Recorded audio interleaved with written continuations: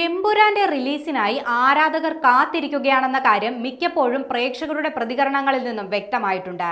പക്ഷേ അവർ എമ്പുരാൻ ആഘോഷമാക്കാൻ ഇത്രയധികം കാത്തിരിക്കുകയാണെന്ന് ഇന്ന് രാവിലെ മുതലായിരിക്കും എല്ലാവർക്കും മനസ്സിലായി കാണുക. ഇന്ന് രാവിലെ 9 മണിയോടെ എമ്പുരാന്റെ അഡ്വാൻസ് ബുക്കിംഗ് തുടങ്ങി നിമിഷ നേരം കൊണ്ടാണ് തിയേറ്ററുകൾ ഫുള്ളായത്. ഒരു സമയത്ത് ടിക്കറ്റ് ബുക്കിംഗ് സൈറ്റായ ബുക്ക് മൈ ഷോ നിലച്ചുപോയ അവസ്ഥ വരെ ഉണ്ടായിരുന്നു. ഇപ്പോഴിതാ ഇന്ത്യൻ സിനിമാ ചരിത്രത്തിൽ ആദ്യമായാണ് 1 മണിക്കൂറിൽ 1 ലക്ഷത്തിനടുത്ത് ടിക്കറ്റുകളുടെ ബുക്കിംഗ് നടക്കുന്നത്. 93,000-ലധികം ടിക്കറ്റുകളാണ് 1 മണിക്കൂറിൽ എമ്പുരാന്റേതായി വിറ്റിരിക്കുന്നത്.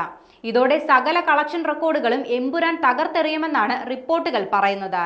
ഷാറൂഖ് ഖാൻ നായകനായ ജവാൻ ആയിരുന്നു ഇതിനു മുന്നേ ആദ്യദിന അഡ്വാൻസ് ബുക്കിംഗിൽ മുന്നിട്ട് നിന്നിരുന്നത്. 85,000 ടിക്കറ്റുകളാണ് ജവാൻ വിറ്റിരുന്നത്. രണ്ടാം സ്ഥാനം വിജയ് ചിത്രം ലിയോയ്ക്കായിരുന്നു. റിപ്പോർട്ടുകൾ പ്രകാരം 82,000-ലധികം ടിക്കറ്റുകളായിരുന്നു ലിയോയ്ക്ക് വിറ്റിരുന്നത്. തൊട്ടു താഴെ കഴിഞ്ഞ വർഷം റിലീസ് ചെയ്ത പുഷ്പ 2 ആയിരുന്നു. 80,000-ഓളം ടിക്കറ്റുകളാണ് പുഷ്പ വിറ്റത്. 1 മണിക്കൂറിലാണ് ഈ റെക്കോർഡുകളെല്ലാം എമ്പുരാൻ തകർത്തെറിഞ്ഞത്. ബുക്ക് മൈ ഷോയിൽ ഏറ്റവും കൂടുതൽ ആളുകൾ കാണാൻ താല്പര്യം പ്രകടിപ്പിച്ച സിനിമയും എമ്പുരാനായിരുന്നു. അതേസമയം വിദേശ രാജ്യങ്ങളിലെ എമ്പുരാന്റെ അഡ്വാൻസ് ബുക്കിംഗ് ഏതാനും ദിവസങ്ങൾക്ക് മുന്നേ തന്നെ ആരംഭിച്ചു കഴിഞ്ഞു.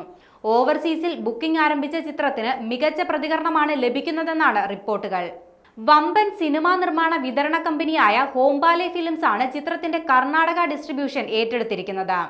ദിൽരാജുവിന്റെ ഉടമസ്ഥതയിലുള്ള ശ്രീ വെങ്കിടേശ്വര ക്രിയേഷൻസ് ചിത്രം ആന്ധ്രയിലും തെലങ്കാനയിലും വിതരണം ചെയ്യുമ്പോൾ അനിൽ തഡാനി നേതൃത്വം നൽകുന്ന AA ഫിലിംസ് ആണ് ചിത്രം നോർത്ത് ഇന്ത്യയിൽ എത്തിക്കുന്നത്. കേരളത്തിൽ ആശീർവാദും തമിഴ്നാട്ടിൽ ഗോകുലം മൂവീസുമാണ് വിതരണം നടത്തുന്നത്.